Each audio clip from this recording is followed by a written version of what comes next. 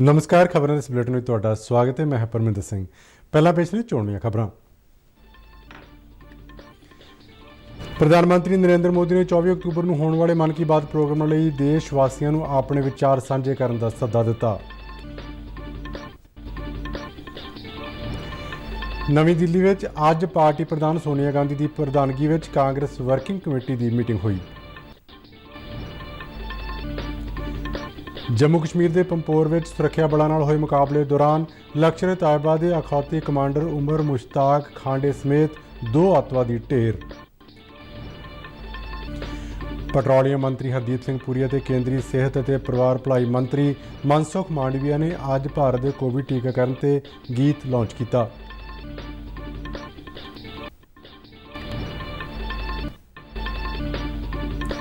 मुख्यमंत्री चरणजीत सिंह चन्नी ने महान सिख जरनैल बाबा बंदा सिंह बहादुर को उन्होंने 351वें जन्म दिहाड़े पर नमन किया।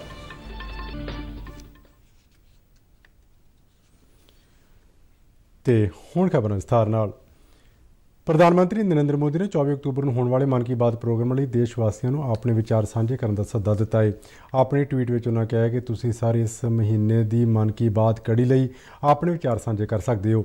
नमो ऐप MyGov ओपन फोरम राही जां फिर 1800117800 ते फोन करके अपना सुनेहा रिकॉर्ड करवाया जा सकता है। 24 अक्तूबर को प्रसारित होने वाला मन की बात प्रोग्राम इस कड़ी का 82वां प्रोग्राम होगा। आकाशवाणी के बहुत चर्चित प्रोग्राम मन की बात तहत प्रधानमंत्री जिथे अपनी सरकार के प्रोग्रामों नीतियों के भलाई योजनावां बारे अपने मन की गल करते हैं, उत्थे देश भर में ਵੱਖ-ਵੱਖ वर्गां ਅਤੇ ਵੱਖ-ਵੱਖ ਖਿੱਤਿਆਂ ਵਿੱਚ ਕੰਮ ਕਰਨ वाले लोगों नाल चर्चा करते हैं, जिस कारण मन की बात प्रोग्राम होर ज़्यादा हरमन प्यारा हो गया है। नवी दिल्ली में अज पार्टी प्रधान सोनिया गांधी की प्रधानगी में कांग्रेस वर्किंग कमेटी की मीटिंग हुई। जिक्रयोग है कि 16 दिन पहला पार्टी के G23 ग्रुप के 2 आगुआं वालों मौजूदा चुनौतियों पर चर्चा लिए कांग्रेस वर्किंग कमेटी की मीटिंग सद्दे जाने की मांग की गई सी। अज की मीटिंग में Rahul Gandhi, AK Antony, Ambika Soni, Ghulam Nabi Azad, P Chidambaram, Anand Sharma, Harish Rawat, KC Venugopal, Randeep Surjewala, Priyanka Vadra, Jairam Ramesh और अजय माकन उचेचे तौर पर मौजूद सन। इन्हों तो इलावा पंजाब के मुख्यमंत्री चरणजीत सिंह चन्नी, छत्तीसगढ़ के मुख्यमंत्री भूपेश बघेल और राजस्थान के मुख्यमंत्री अशोक गहलोत भी मीटिंग में शिरकत की। इस मीटिंग में कांग्रेस पार्टी दी संगठनात्मक चोणों तो इलावा पार्टी प्रधान की चोण और अगले साल 5 सूबे में होने वाली चोणों बारे मुख्य तौर पर चर्चा की गई। कांग्रेस वर्किंग कमेटी की पिछली मीटिंग 22 नवंबर को हुई सी, जिस दौरान कोविड स्थिति में सुधार होने तक संगठनात्मक चोणां मुलतवी कीतियां गईयां सन। अज की मीटिंग अजिहे समय हुई जब पंजाब, छत्तीसगढ़ और राजस्थान में पार्टी दी सूबाई यूनिटां बुरी तरह धड़ेबंदी का शिकार ने। पंजाब में नवे बने प्रधान नवजोत सिंह सिद्धू और मुख्यमंत्री चरणजीत सिंह चन्नी विचाले मतभेद अजे भी जारी ने। जम्मू कश्मीर में अतवाद विरुद्ध जारी मुहिम में सुरक्षा बलों को अज वड्डी कामयाबी मिली। पंपोर मुकाबले में सुरक्षा बलों ने अतवाद संगठन लश्कर तैयबा के अखौती कमांडर उमर मुश्ताक खांडे को ढेर कर दिता। उसका एक होर साथी भी मारिया गया है। मुकाबले तो बाद मौके तो भारी मात्रा में गोला बारूद बरामद किया गया। तलाशी अभियान अजे जारी है। जम्मू कश्मीर पुलिस के IG विजय कुमार ने ट्वीट में दस्सिया कि खांडे इस साल के शुरू में श्रीनगर जिले के बखाट में 2 पुलिसकर्मियों की हत्या में शामिल सी। उन्होंने कहा कि वह अतवाद नाल जुड़े होर अपराधों में चोटी के 10 अतवादियों में शामिल सी। आज़ादी का अमृत महोत्सव को समर्पित आज़ादी का सफ़र तहत असी भारत की आज़ादी में योगदान पाने वाले ਵੱਖ-ਵੱਖ मन्ने परमन्ने और गुमनाम आज़ादी संग्रामियों के जीवन के पहलुओं तो तुहानूं जाणू करवाउने हाँ। इस तो इलावा आज़ादी के संघर्ष नाल जुड़ियां होर गतिविधियां बारे भी दसदे हाँ। अज की कड़ी में असीं अंग्रेज़ों की फुट पाओ और राज करो नीति की और महान स्वतंत्रता संग्रामी और सियासतदान गणेश घोष बारे दसांगे। पेश है एक रिपोर्ट।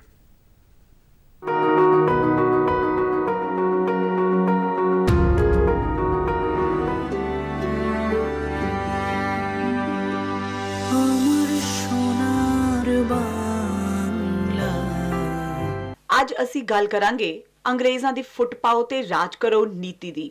ਬਰਤਾਨਵੀ ਰਾਜ ਦੇ ਖਿਲਾਫ ਰਾਸ਼ਟਰਵਾਦੀ ਹਿੰਦੂ ਮੁਸਲਮਾਨ ਏਕਤਾ ਨੂੰ ਤੋੜਨ ਤੇ ਧਰਮ ਦੇ ਆਧਾਰ ਤੇ ਬੰਗਾਲ ਦੀ ਵੰਡ ਕਰਕੇ ਪੂਰਬੀ ਤੇ ਪੱਛਮੀ ਬੰਗਾਲ ਬਣਾ ਕੇ ਅੰਗਰੇਜ਼ਾਂ ਨੇ ਇਹ ਨੀਤੀ ਅਪਣਾਉਣ ਦਾ ਫੈਸਲਾ ਲਿਆ ਸੀ।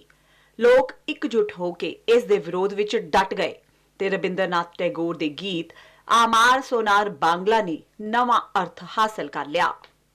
आमार सोनार बांगला आमी तोमाय भालोबाशी, চিরদিন তোমার আকাশ তোমার বাতাস আমার প্রাণে বাজায় বাঁশি। ਬਰਤਾਨਵੀ ਭਾਰਤ ਵਿੱਚ 1765 ਤੋਂ ਹੀ ਬੰਗਾਲ, ਬਿਹਾਰ ਤੇ ਉੜੀਸਾ ਇੱਕ ਸੂਬੇ ਵਿੱਚ ਹੁੰਦੇ ਸਨ। ਪਰ ਵੰਡ ਦੇ ਸੂਤਰਧਾਰ ਭਾਰਤ ਦੇ ਵਾਇਸਰਾਏ ਲਾਰਡ ਕਰਜ਼ਨ ਨੇ ਉੜੀਸਾ ਤੇ ਬਿਹਾਰ ਨੂੰ ਤੋੜਨ ਅਤੇ ਬੰਗਾਲ ਦੇ 15 ਪੂਰਬੀ ਜ਼ਿਲ੍ਹਿਆਂ ਨੂੰ ਅਸਮ ਨਾਲ ਜੋੜ ਕੇ ਪੂਰਬੀ ਬੰਗਾਲ ਬਣਾਇਆ ਤੇ ਢਾਕਾ ਨੂੰ ਉਸ ਦਾ ਕੇਂਦਰ ਬਣਾਉਣ ਦੀ ਸਾਜ਼ਿਸ਼ ਘੜੀ। ਉਨ੍ਹਾਂ ਸੋਚਿਆ ਸੀ ਕਿ ਬੰਗਾਲ ਦੀ ਵੰਡ ਨਾਲ ਰਾਸ਼ਟਰਵਾਦੀ ਅੰਦੋਲਨ ਕਮਜ਼ੋਰ ਹੋਵੇਗਾ ਤੇ ਰਾਸ਼ਟਰਵਾਦੀਆਂ ਵਿੱਚ ਫੁੱਟ ਪੈ ਜਾਵੇਗੀ। 19 ਜੁਲਾਈ 1905 ਨੂੰ ਦੋ ਹਿੱਸਿਆਂ ਵਿੱਚ ਵੰਡਣ ਸੰਬੰਧੀ ਕਰਜ਼ਨ ਦੀ ਘੋਸ਼ਣਾ ਤੋਂ ਬਾਅਦ ਸੂਬੇ ਵਿੱਚ ਵੱਡੇ ਪੱਧਰ ਤੇ ਸਿਆਸੀ ਵਿਰੋਧ ਸ਼ੁਰੂ ਹੋ ਗਿਆ, ਕਿਉਂ ਜੋ ਜ਼ਿਆਦਾਤਰ ਬੰਗਾਲੀ ਲੋਕਾਂ ਨੇ ਬਰਤਾਨੀਆ ਦੀ ਇਸ ਯੋਜਨਾ ਨੂੰ ਨਫ਼ਰਤ ਦੀ ਨਜ਼ਰ ਨਾਲ ਦੇਖਿਆ ਤੇ ਵੰਡ ਨੂੰ ਆਪਣੀ ਮਾਂ ਭੂਮੀ ਦਾ ਅਪਮਾਨ ਮੰਨਿਆ।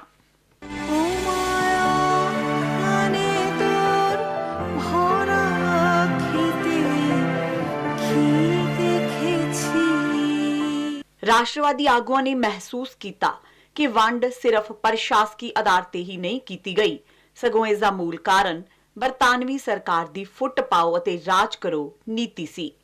ਪੱਛਮੀ ਖੇਤਰ ਵਿੱਚ ਵੰਡ ਦਾ ਵਿਰੋਧ ਵਿਸਫੋਟਕ ਅਤੇ ਸਰਵਵਿਆਪੀ ਸੀ, ਇੱਥੋਂ ਤੱਕ ਕਿ ਨਵੇਂ ਸੂਬੇ ਪੱਛਮੀ ਬੰਗਾਲ ਦੇ ਗਵਰਨਰ ਦੀ ਹੱਤਿਆ ਦਾ ਵੀ ਯਤਨ ਕੀਤਾ ਗਿਆ। ਸੁਰੇਂਦਰਨਾਥ ਬੈਨਰਜੀ ਸਭ ਤੋਂ ਅਹਿਮ ਜਨ ਆਗੂਆਂ ਵਿੱਚ ਸ਼ਾਮਲ ਸਨ, ਜਿਨ੍ਹਾਂ ਵੱਲੋਂ ਬੰਗਾਲ ਦੀ ਅਗਵਾਈ ਕੀਤੀ ਜਾ ਰਹੀ ਸੀ। ਉਨ੍ਹਾਂ ਸਿਆਸੀ ਪਾਰਟੀਆਂ ਨੂੰ ਇਕਜੁੱਟ ਕੀਤਾ, ਪਟੀਸ਼ਨਾਂ ਦਾਇਰ ਕੀਤੀਆਂ ਤੇ ਬੰਗਾਲ ਸਮੇਤ ਸਮੁੱਚੇ ਭਾਰਤ ਵਿੱਚੋਂ ਵੱਧ ਤੋਂ ਵੱਧ ਜਨ ਸਮਰਥਨ ਹਾਸਲ ਕੀਤਾ। ਭਾਰਤ ਦੇ ਮਹਾਨਤਮ ਕਵੀ ਰਬਿੰਦਰਨਾਥ ਠਾਕੁਰ ਨੇ ਇਸ ਵੰਡ ਦੇ ਦਿਨ ਨੂੰ ਰਾਸ਼ਟਰੀ ਸ਼ੋਕ ਦਿਹਾੜੇ ਵਜੋਂ ਮਨਾਉਣ ਦਾ ਐਲਾਨ ਕੀਤਾ, ਜਿਸ ਨਾਲ ਵੰਡ ਦਾ ਵਿਰੋਧ ਸਿਖਰ ਤੇ ਪਹੁੰਚ ਗਿਆ। ਉਸ ਦਿਨ ਬੰਗਾਲ ਦੇ ਘਰਾਂ ਵਿੱਚ ਕਿਸੇ ਨੇ ਰੋਟੀ ਨਹੀਂ ਪਕਾਈ। ਬੰਗਾਲੀ ਹਿੰਦੂਆਂ ਤੇ ਮੁਸਲਮਾਨਾਂ ਵਿਚਾਲੇ ਰਿਸ਼ਤੇ ਨੂੰ ਮਜ਼ਬੂਤ ਕਰਨ ਲਈ ਰਬਿੰਦਰਨਾਥ ਠਾਕੁਰ ਨੇ ਹਿੰਦੂਆਂ ਤੇ ਮੁਸਲਮਾਨਾਂ ਨੂੰ ਇੱਕ ਦੂਜੇ ਦੇ ਗੁੱਟ ਤੇ ਰੱਖੜੀ ਬੰਨ੍ਹਣ ਦੀ ਅਪੀਲ ਕੀਤੀ, ਤਾਂ ਜੋ ਦੋਹਾਂ ਵਿਚਾਲੇ ਸੁਰੱਖਿਆ ਦਾ ਤਾਉਮਰ ਬੰਧਨ ਕਾਇਮ ਹੋ ਸਕੇ ਤੇ ਜਿਸ ਨੂੰ ਕੋਈ ਤੋੜ ਨਾ ਸਕੇ। বাংলার মাটি বাংলার জল বাংলার বায়ু বাংলার ফল। ਬੰਗਾਲ ਦੀ ਵੰਡ ਦੇ ਵਿਰੁੱਧ ਅੰਦੋਲਨ ਨੇ ਸਵਦੇਸ਼ੀ ਤੇ ਬਰਤਾਨਵੀ ਉਤਪਾਦਾਂ ਦੀ ਵਰਤੋਂ ਨਾ ਕਰਨ ਵਰਗੇ ਅੰਦੋਲਨਾਂ ਨੂੰ ਜਨਮ ਦਿੱਤਾ। ਇਹ ਅੰਦੋਲਨ ਭਾਰਤੀ ਰਾਸ਼ਟਰਵਾਦ ਦੇ ਇਤਿਹਾਸ ਵਿੱਚ ਪ੍ਰਮੁੱਖ ਹਥਿਆਰ ਬਣ ਗਏ। ਬੰਗਾਲੀਆਂ ਦੇ ਸਵਦੇਸ਼ੀ ਤੇ ਬਰਤਾਨਵੀ ਸਮਾਨ ਦੀ ਵਰਤੋਂ ਨਾ ਕਰਨ ਦਾ ਇਹ ਤਰੀਕਾ ਸਾਰੇ ਭਾਰਤੀ ਰਾਸ਼ਟਰਵਾਦੀਆਂ ਲਈ ਨਾਰਾ ਬਣ ਗਿਆ ਤੇ ਇਹ ਮਹਾਤਮਾ ਗਾਂਧੀ ਦੇ ਨਾ ਮਿਲਵਰਤਨ ਅੰਦੋਲਨ ਤੇ ਖਾਦੀ ਅੰਦੋਲਨਾਂ ਦਾ ਆਧਾਰ ਬਣੇ। ਵੰਡ ਦੇ ਜ਼ਬਰਦਸਤ ਤੇ ਵੱਡੇ ਪੱਧਰ ਤੇ ਹੋਏ ਵਿਰੋਧ ਤੋਂ ਬਾਅਦ ਵਾਇਸਰਾਏ ਲਾਰਡ ਹੋਰਡਿੰਗਜ਼ ਨੇ 1911 ਵਿੱਚ ਬੰਗਾਲ ਨੂੰ ਫੇਰ ਇੱਕ ਕਰ ਦਿੱਤਾ। 16 ਅਕਤੂਬਰ ਨੂੰ ਮਹਾਨ ਸੁਤੰਤਰਤਾ ਸੰਗਰਾਮੀ ਤੇ ਸਿਆਸਤਦਾਨ ਗਣੇਸ਼ ਘੋਸ਼ ਦੀ ਬਰਸੀ ਵੀ ਹੈ। ਉਹਨਾਂ ਦਾ ਜਨਮ ਬੰਗਾਲ ਸੂਬੇ ਵਿੱਚ ਜੈਸੋਰ ਜ਼ਿਲ੍ਹੇ ਦੇ ਬਿੰਦੋਪੁਰ ਪਿੰਡ ਵਿੱਚ ਹੋਇਆ ਸੀ। ਅੰਗਰੇਜ਼ਾਂ ਨੇ ਮਾਣਿਕ ਤਲਾਬ ਬੰਬ ਕਾਂਡ ਮਾਮਲੇ ਵਿੱਚ ਉਹਨਾਂ ਨੂੰ ਗ੍ਰਿਫਤਾਰ ਕੀਤਾ ਸੀ ਤੇ 1924 ਵਿੱਚ 3 ਸਾਲ ਲਈ ਜੇਲ੍ਹ ਭੇਜ ਦਿੱਤਾ। ਜੇਲ੍ਹ ਤੋਂ ਰਿਹਾ ਹੋਣ ਤੋਂ ਬਾਅਦ ਘੋਸ਼ ਚਿੱਟਾਗਾਂਗ ਜੁਗਾਂਤਰ ਪਾਰਟੀ ਵਿੱਚ ਸ਼ਾਮਿਲ ਹੋ ਗਏ ਤੇ ਉਹ 18 ਅਪ੍ਰੈਲ 1930 ਨੂੰ ਸੂਰਿਆ ਸੇਨ ਤੇ ਕ੍ਰਾਂਤੀਕਾਰੀਆਂ ਨਾਲ ਚਿੱਟਾਗਾਂਗ ਹਥਿਆਰਾਂ ਦੀ ਲੁੱਟ ਵਿੱਚ ਵੀ ਸ਼ਾਮਿਲ ਸਨ। ਮਗਰੋਂ ਘੋਸ਼ ਨੂੰ ਚੰਦਰਨਗਰ ਵਿੱਚ ਗ੍ਰਿਫਤਾਰ ਕਰ ਲਿਆ ਗਿਆ ਤੇ 1932 ਵਿੱਚ ਉਹਨਾਂ ਤਾਉਮਰ ਜੇਲ੍ਹ ਵਿੱਚ ਰਹਿਣ ਦੀ ਸਜ਼ਾ ਸੁਣਾਈ ਗਈ ਤੇ ਅੰਡੇਮਾਨ ਦੀ ਸੈਲੂਲਰ ਜੇਲ੍ਹ ਵਿੱਚ ਭੇਜ ਦਿੱਤਾ ਗਿਆ। 1946 ਵਿੱਚ ਉਹਨਾਂ ਨੂੰ ਰਿਹਾ ਕਰ ਦਿੱਤਾ ਗਿਆ। ਆਜ਼ਾਦੀ ਤੋਂ ਬਾਅਦ ਉਹ ਭਾਰਤੀ ਕਮਿਊਨਿਸਟ ਪਾਰਟੀ ਦੇ ਆਗੂ ਬਣ ਗਏ। 16 ਅਕਤੂਬਰ 1994 ਨੂੰ 94 ਸਾਲ ਦੀ ਉਮਰ ਵਿੱਚ ਗਣੇਸ਼ ਘੋਸ਼ ਦਾ ਦੇਹਾਂਤ ਹੋ ਗਿਆ। ਰਾਸ਼ਟਰ ਪ੍ਰਤੀ ਪ੍ਰੇਮ ਲਈ ਮਹਾਨ ਸੁਤੰਤਰਤਾ ਸੰਗਰਾਮੀ ਨੂੰ ਨਮਨ।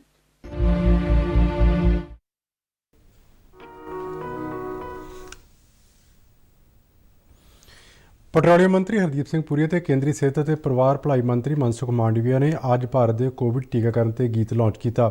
ਇਹ ਗੀਤ ਉੱਘੇ ਗਾਇਕ ਪਦਮ ਸ਼੍ਰੀ ਕੈਲਾਸ਼ ਖੇਰ ਨੇ ਗਾਇਆ ਹੈ।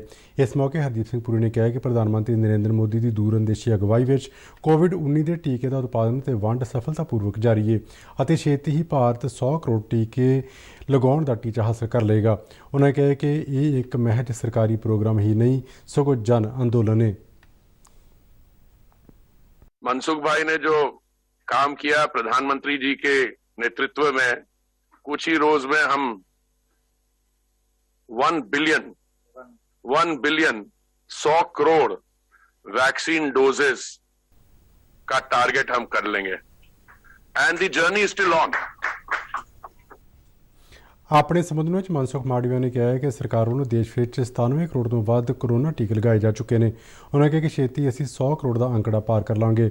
ਮਨਸੁਖ ਮਾਂਡਵੀਆ ਨੇ ਕਿਹਾ ਕਿ ਕਰੋਨਾ ਟੀਕੇ ਨੂੰ ਇੱਕ ਥਾਂ ਤੋਂ ਦੂਜੀ ਥਾਂ ਲਿਜਾਣਾ ਇੱਕ ਵੱਡੀ ਚੁਣੌਤੀ ਸੀ, ਪਰ ਇਹ ਸਾਰਿਆਂ ਦੀਆਂ ਕੋਸ਼ਿਸ਼ਾਂ ਸਦਕਾ ਸੰਭਵ ਹੋ ਸਕਿਆ ਹੈ। मोदी जी के नेतृत्व में हम देश में 97 करोड़ से एवं लोगों को डोज लगा चुके हैं। मोदी जी ने स्लोगन दिया सबका साथ सबका विकास, मतलब विकास में पब्लिक पार्टनरशिप होना आवश्यक है, इस सूत्र से सुनिश्चित किया। उसके बाद मोदी जी ने जोड़ा सबका विश्वास। मोदी जी ने कहा कि मेरे देश में रही शक्तियों को के पर विश्वास करना आवश्यक है। जब हम हमारी शक्ति पर विश्वास करते हैं तो हमारी शक्ति हमें रिजल्ट देती है।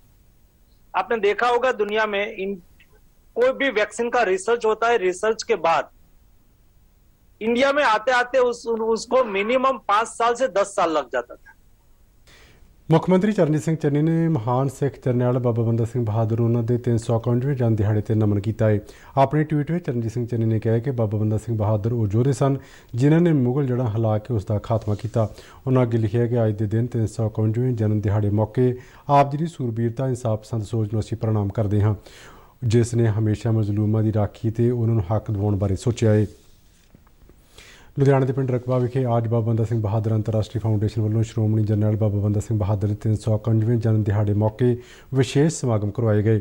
ਸ਼੍ਰੀ ਗੁਰੂ ਗ੍ਰੰਥ ਸਾਹਿਬ ਜੀ ਦੀ ਛਤਰਛਾਇਆ ਹੇਠ ਕਰਵਾਏ ਗਏ ਸਮਾਗਮ ਵਿੱਚ ਪੰਜਾਬ ਦੇ ਕੈਬਨਿਟ ਮੰਤਰੀ ਗੁਰਕੀਰਤ ਸਿੰਘ ਕੋਟਲੀ ਅਤੇ ਸੰਗਤ ਸਿੰਘ ਗਿਲਜੀਆਂ ਸਮੇਤ ਮੋਗਾ ਤੋਂ ਵਿਧਾਨਕਾਰ ਹਰਜੋਤ ਕਮਲ, ਸਾਬਕਾ ਕੈਬਨਿਟ ਮੰਤਰੀ ਮਨਕੀਤ ਸਿੰਘ ਦਾਖਾ ਅਤੇ ਫਾਊਂਡੇਸ਼ਨ ਦੇ ਪ੍ਰਧਾਨ ਕ੍ਰਿਸ਼ਨ ਕੁਮਾਰ ਬਾਵਾ ਸ਼ਾਮਲ ਹੋਏ। ਸਮਾਗਮ ਦੌਰਾਨ ਵੱਖ-ਵੱਖ ਬੁਲਾਰਿਆਂ ਨੇ ਆਪਣੇ ਸੰਬੋਧਨ ਵਿੱਚ ਕਿਹਾ ਕਿ ਬਾਬਾ ਬੰਦਾ ਸਿੰਘ ਬਹਾਦਰ ਭਗਤੀ ਅਤੇ ਸ਼ਕਤੀ ਦਾ ਅਜਿਹਾ ਸੁਮੇਲ ਸਨ ਜਿਨ੍ਹਾਂ ਆਮ ਲੋਕਾਂ ਨੂੰ ਮੁਗਲਾਂ ਦੇ ਅਤਿਆਚਾਰ ਤੋਂ ਨਿਜਾਤ ਦਿਵਾਈ ਅਤੇ ਬੇਜ਼ਮੀਨੇ ਕਿਸਾਨਾਂ ਨੂੰ ਜ਼ਮੀਨਾਂ ਦੇ ਮਾਲਕ ਬਣਾਇਆ। ਸਮਾਗਮ ਦੌਰਾਨ ਬਾਬਾ ਬੰਦਾ ਸਿੰਘ ਬਹਾਦਰ ਅੰਤਰਰਾਸ਼ਟਰੀ ਫਾਊਂਡੇਸ਼ਨ ਵੱਲੋਂ ਸਿੱਖਿਆ, ਖੇਡਾਂ, ਸਾਹਿਤ ਅਤੇ ਰਾਜਨੀਤੀ ਦੇ ਖੇਤਰ ਵਿੱਚ ਵਿਸ਼ੇਸ਼ ਯੋਗਦਾਨ ਪਾਉਣ ਵਾਲੀਆਂ ਸ਼ਖਸੀਅਤਾਂ ਨੂੰ ਸਨਮਾਨਿਤ ਕੀਤਾ ਗਿਆ।